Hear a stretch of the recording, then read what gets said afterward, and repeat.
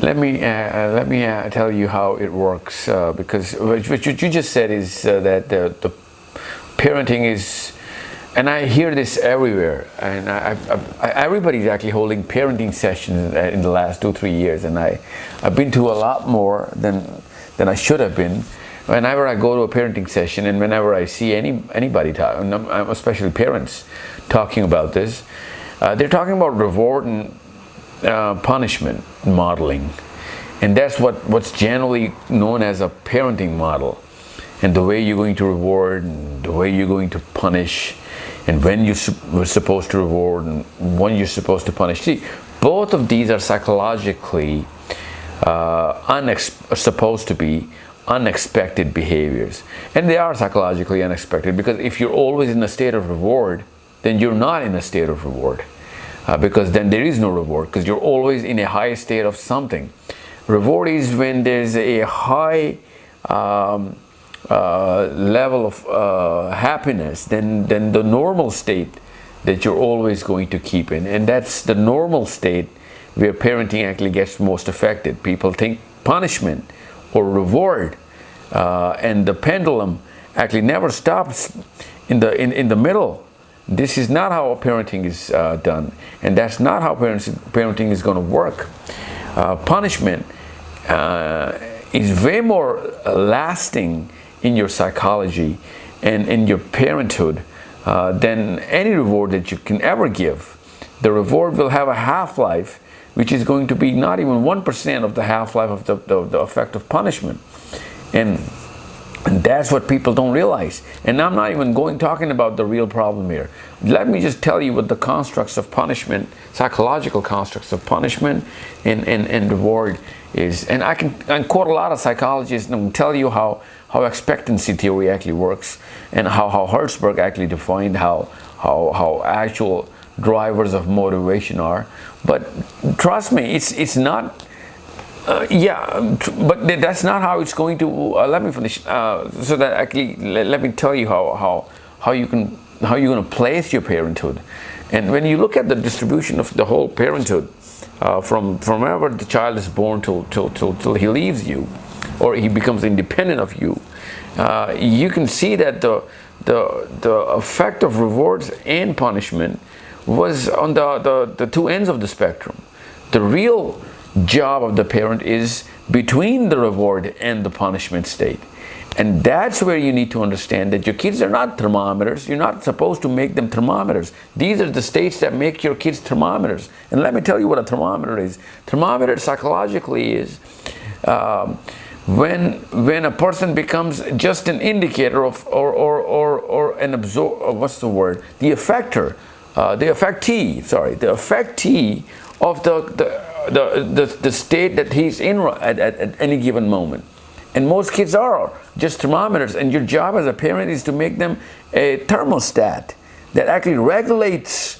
It's so powerful that it regulates the temperature of the room and the environment and the house and people around him. And that's what your job as a parent is. As soon as you're going to keep giving him rewards or punishment, he's going to become a thermometer. And he's going to just yield the temperature of the environment around him.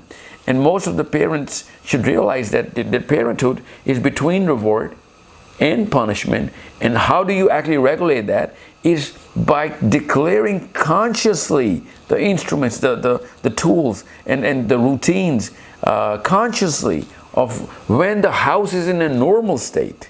And that's done through self-awareness of the father and the mother. Mostly the father, because the father actually, specifically in Pakistan, father is he has to work towards creating a positive environment, because he's the guy who enforces policy in the house. He's naturally going to have a negative state. When he's normal, he's just present in the house, and kids are going to be a little afraid. And that's something which you have to understand. That's not a good parenting model.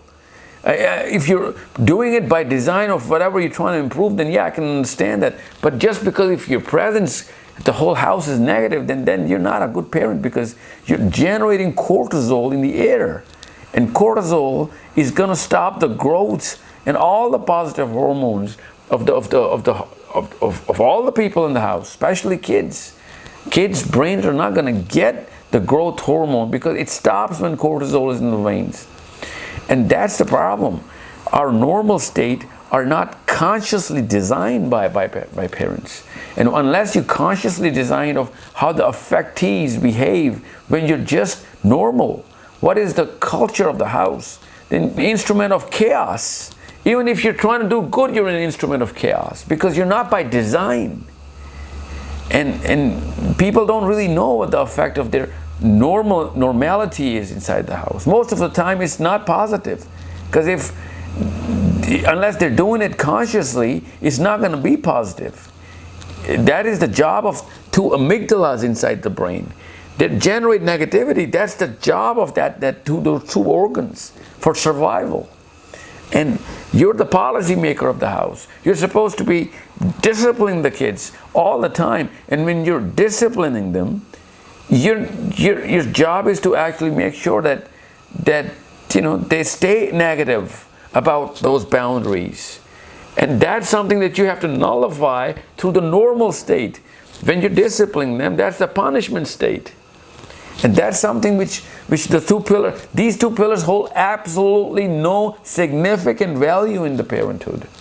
Parenting is not done through carrot and stick. Parenting is done through being self-aware of what kind of normality that you have inside the house. And if you're not normal, you're going to raise abnormal kids. And virtues are only practiced by strong kids, strong human beings. You see all over the planet, whoever is practicing real virtues has an emotionally strong state from the house. Whoever cannot practice virtues, we Pakistanis cannot practice virtues. Why do you think we cannot practice virtues? Tell me. There's an emotional state of character is proportional to your emotional state. If you do not have a strong emotional state, you're not going to have strong character. And that's the bigger problem. Because our normal state of the house was cortisol based. And even if it was not cortisol based, it was not normal. It was not consciously driven by my father or my mother. Our fathers and mothers did not last an impression which we actually can fall back onto. Most of the time, Pakistani kids try not to be their fathers when they're in a normal state.